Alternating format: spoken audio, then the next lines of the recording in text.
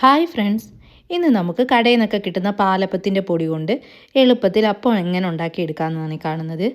അതിന് വേണ്ടിയിട്ട് ഞാൻ സുമൻസ് എന്ന് പറഞ്ഞൊരു ബ്രാൻഡിൻ്റെ പാലപ്പത്തിൻ്റെ പൊടിയാണ് വാങ്ങിച്ചിരിക്കുന്നത്. അപ്പോൾ ഇതിനകത്ത് വ്യക്തമായിട്ട് കൊടുത്തിട്ടുണ്ട് ഇത് എങ്ങനെയൊക്കെ തയ്യാറാക്കണമെന്ന്. അപ്പം ഞാൻ ആദ്യമായിട്ടാണിത് വാങ്ങുന്നത്. നമ്മളല്ലാതെ തന്നെ അപ്പത്തിന് മാവ് അരയ്ക്കുകയാണ് സാധാരണ ചെയ്യാറുള്ളത്. അപ്പോൾ ഇതിൻ്റെ പ്രിപ്പറേഷനിലേക്ക് നമുക്ക് കിടക്കാം. ആദ്യം ഇതിൻ്റെ നേരെ പകുതി പൊടി ഇതിലേക്ക് എടുക്കുന്നുണ്ട്. ശേഷം അതിലേക്ക് ആവശ്യത്തിനുള്ള പഞ്ചസാര, ഒരു 2 സ്പൂണോളം പഞ്ചസാര ചേർക്കുന്നുണ്ട്. പിന്നെ ഒരു സ്പൂണോളം ഉപ്പ്, പിന്നെ ഒരു കുറച്ച് ചോറ്, ഇത്രയും കൂടെ ചേർത്ത് ചെറിയ ചൂടുവെള്ളം വേണം കേട്ടോ. ചെറിയ ചൂടുവെള്ളം ചേർക്കണമെന്നാണ് എഴുതിയിരിക്കുന്നത് ഇതിനകത്ത്. അപ്പം ചെറിയ ചൂടുവെള്ളം ചേർത്തിട്ട് ഇത് നന്നായിട്ട് കുഴച്ചെടുക്കുന്നുണ്ട്. അപ്പം ആവശ്യത്തിനനുസരിച്ചിട്ടുള്ള വെള്ളം കുറേശ്ശെ ഒഴിച്ചു കൊടുത്തിട്ടാണ് ഞാനിത് കലക്കിയെടുക്കുന്നത്. കട്ട കുത്താത്ത രീതിയിൽ പതുക്കെ ഇത് നന്നായിട്ടൊന്ന് ഇളക്കിയെടുക്കുന്നുണ്ട്.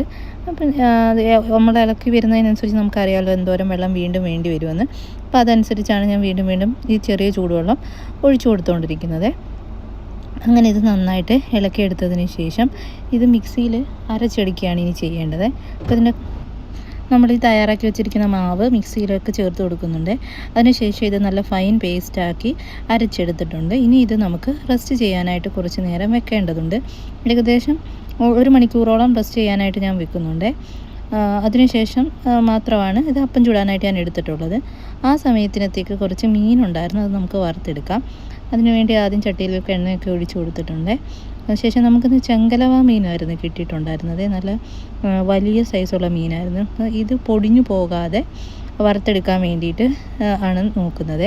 അപ്പം ഈ ഇരുമ്പ് ചീനിച്ചട്ടി ആയതുകൊണ്ട് തന്നെ കുറച്ചേറെ കറിവേപ്പിലയും കൂടി ഇടുന്നതുകൊണ്ട് പിന്നെ ഇതിൻ്റെ എല്ലാ വശങ്ങളിലേക്കും വലിയ മീനായതുകൊണ്ട് തന്നെ എണ്ണ എല്ലാ വശങ്ങളിലേക്കും എത്തത്തില്ല. അപ്പോൾ നമുക്ക് ഒരുപാട് എണ്ണ ഉപയോഗിക്കേണ്ടി വരുമല്ലോ.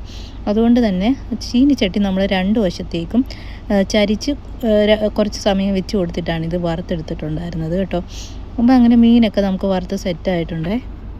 അപ്പോഴേക്കും മാവ് റെഡിയായി വന്നിട്ടുണ്ട്. നല്ലോണം പുളിച്ചൊക്കെ വന്നിട്ടുണ്ട്. ഇനി നമുക്ക് അപ്പം ഓരോന്നായിട്ട് ചുട്ടെടുക്കാം. ചട്ടി ചൂടായി കഴിഞ്ഞപ്പോഴത്തേക്ക് അപ്പത്തിന് മാവ് നമ്മൾ കോരി ഒഴിച്ച് ചുട്ടെടുത്തിട്ടുണ്ട്. സാധാരണ നമ്മൾ വീട്ടിലൊക്കെ അരച്ചുണ്ടാക്കുന്ന അപ്പത്തിൻ്റെ ഒരു പെർഫെക്റ്റായിട്ട് ഇത് വന്നിട്ടില്ലെന്നാണ് എനിക്ക് തോന്നുന്നത്. പക്ഷേ എന്നിരുന്നാൽ പോലും അപ്പത്തിന് നല്ല ടേസ്റ്റ് ഉണ്ടായിരുന്നു കേട്ടോ. ഇത് നോക്കി, സാധാരണ നമ്മൾ മാവ് അരച്ചൊക്കെ ഉണ്ടാക്കുന്ന അപ്പത്തിനെന്ന് പറയുമ്പോഴത്തേക്ക് നല്ല രീതിയിൽ അതിൻ്റെ അരികൊക്കെ കാണാൻ നല്ല ഭംഗിയായിരിക്കും. എന്നാലും ഇത് കുഴപ്പമില്ല, നമുക്ക് പെട്ടെന്ന് തയ്യാറാക്കിയെടുക്കാൻ പറ്റുന്നൊരു റെസിപ്പിയാണല്ലോ ഇത്. അപ്പത്തിനൊപ്പം കോമ്പിനേഷനായിട്ട് നമ്മൾ തേങ്ങാപ്പാൽ ചേർത്ത മീൻകറിയും മീൻ വറുത്തതും കൂടായിരുന്നു എടുത്തിട്ടുണ്ടായിരുന്നത്. അപ്പോൾ ഈ തേങ്ങാപ്പാൽ ചേർത്ത മീൻകറിയുടെ റെസിപ്പി ഓൾറെഡി നമ്മൾ യൂട്യൂബിൽ അപ്ലോഡ് ചെയ്തിട്ടുണ്ട്. ആവശ്യമുള്ളവർ അതൊന്ന് കണ്ടു നോക്കണേ. പിന്നെ ആ മീൻ വറുത്തതോടെ ചേർത്ത് ഇത് കഴിക്കാൻ നല്ല ടേസ്റ്റ് ഉണ്ടായിരുന്നു കേട്ടോ. അപ്പോൾ വീഡിയോ ഇഷ്ടപ്പെട്ടാൽ എല്ലാവരും ലൈക്ക് ചെയ്യാനും ഷെയർ ചെയ്യാനും പിന്നെ ചാനലൊന്ന് സബ്സ്ക്രൈബ് ചെയ്യാനും കമൻറ്റ് ചെയ്യാനും മറക്കല്ലേ. അപ്പോൾ തീർച്ചയായിട്ടും അടുത്ത വീഡിയോ ആയിട്ട് നമുക്ക് വീണ്ടും കാണാം.